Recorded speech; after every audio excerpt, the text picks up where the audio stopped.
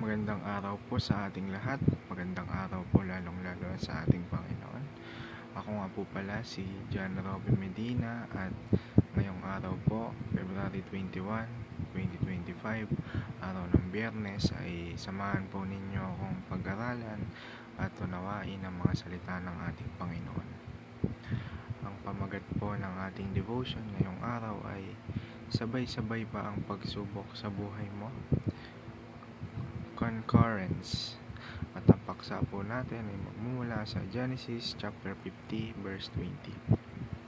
Sinasabi rito, "You intended to harm me, but God intended it for good to accomplish what is now being done, the saving of many lives." O sa Tagalog naman po, masama nga ang inyong ginawa sa akin, subalit ipinahintulot iyon ng Diyos para sa kabutihan, at dahil doon naligtas ang marami ngayon. At mapunta naman po tayo sa ating katuruan ngayong araw. Unang-una, God is actively involved in our daily lives. Araw-araw kumikilos o gumagalaw yung Diyos sa buhay natin. Kahit na minsan masyado tayong nagpo-focus sa pansarili nating kakayahan, pero minsan nakakalimutan natin na si Lord ang dahilan kung bakit nangyayari yung mga bagay na yan, yung mga pagsubok, yung mga tagumpay. Kumbaga, minsan nadi-discredit natin yung Panginoon natin, which is mali, dahil sa Diyos lahat yan. Active siyang kumikila sa buhay natin sa pang-araw-araw. Kahit saan man tayo magtungo, nandiyan ang Diyos upang gumabay sa atin. Sa ikalawa, nothing happens outside of God. Kapag hindi ka nandun sa sirkulasyon or sa scope ng ating Panginoon, walang mangyayari sa atin. Kasi kapag nandun ka na kay Lord, you will expect the unexpected. Minsan hindi niya ibibigay yung mga hinihiling mo, bagkus mas ibibigay niya yung mga hindi mo naman hiniling, na hindi mo inasahan, na mas better pala sa iyo. At ikaw ulit, God is actively working even through evil. At para naman po sa ating applications ngayong araw, unang-una, ask God to increase our faith.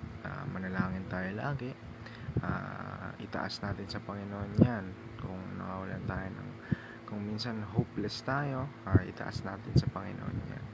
Humingi tayo ng tulong sa Kanya na patuloy tayong bigyan ng lakas at kalinawan ng pag-iisip upang paglingkuran siya.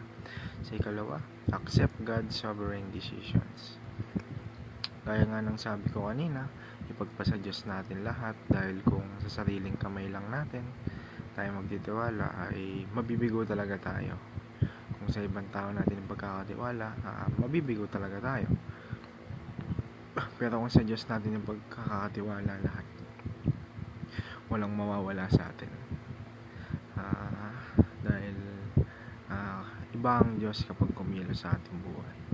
At ikaw ulit, actively cooperate with God. At yun lamang po para sa araw na to. At para tapusin po ang ating devotion ngayong araw, ay samahan po ninyo ako sa isang maikling panalangin.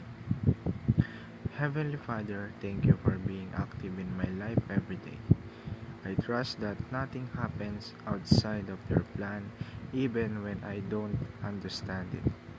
When I face hardships, help me to remember that you are working even though what seems evil. Strengthen my faith so that I can fully trust in your wisdom. Teach me to accept your sovereign decisions with a humble heart. Help me not just to wait for your will, but to actively cooperate with you.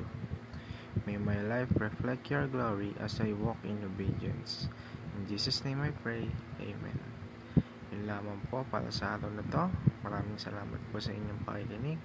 Maraming salamat po sa ating Panginoon at sa kinasangkapan niya na si Pastor Russell Ocampo upang magbahagi ng kanyang salita. Maraming salamat. God bless us all.